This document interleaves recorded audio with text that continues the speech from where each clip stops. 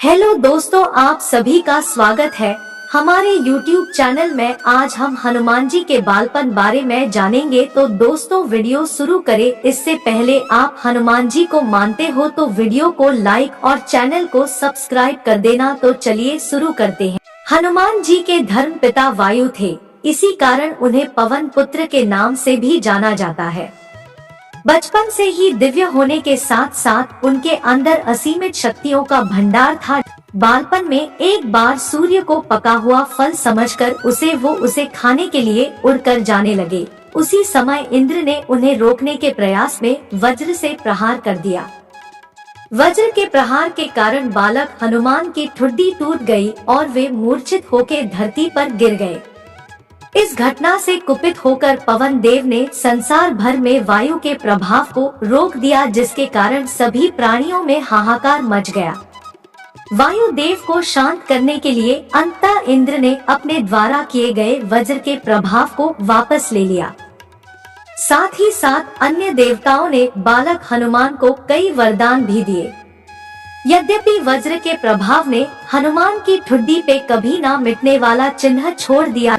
तदुपरांत जब हनुमान को सूर्य के महाज्ञानी होने का पता चला तो उन्होंने अपने शरीर को बड़ा करके सूर्य की कक्षा में रख दिया और सूर्य से विनती की कि वो उन्हें अपना शिष्य स्वीकार करे।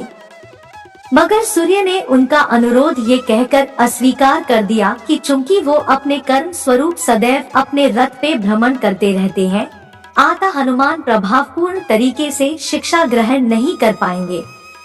सूर्य देव की बातों से विचलित हुए बिना हनुमान ने अपने शरीर को और बड़ा करके अपने एक पैर को पूर्वी छोर पे और दूसरे पैर को पश्चिमी छोर पे रखकर पुनः सूर्य देव से विनती की और अंततः हनुमान के सत्य दृढ़ता से प्रसन्न होकर सूर्य ने उन्हें अपना शिष्य स्वीकार कर लिया।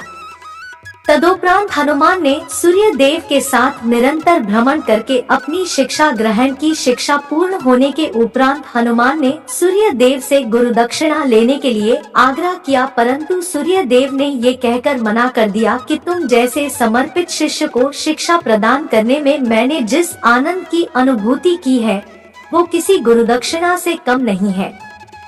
परंतु हनुमान के पुनः आग्रह करने पर सूर्य देव ने गुरुदक्षिणा स्वरूप हनुमान को सुग्रीव धर्मपुत्र सूर्य की सहायता करने की आज्ञा दे दी।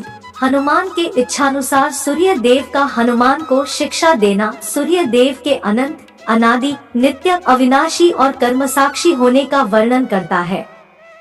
हनुमान जी बालपन में बहुत नटखट थे। वो अपने इस स्वभाव से साधु संतों को सता देते थे। बहुधा वो उनकी पूजा सामग्री और आदि कई वस्तुओं को छीन-झपट लेते थे। उनके इस नटखट स्वभाव से रुष्ट होकर साधुओं ने उन्हें अपनी शक्तियों को भूल जाने का एक लघु शाप दे दिया। इस शाप के प्रभाव से हनुमान अपनी सब शक्तियों को अस्थायी रूप से भूल जाते थे और पुनः किसी अन्य के स्मरण कराने पर ही उन्हें अपनी असीमित शक्तियों का स्मरण होता था।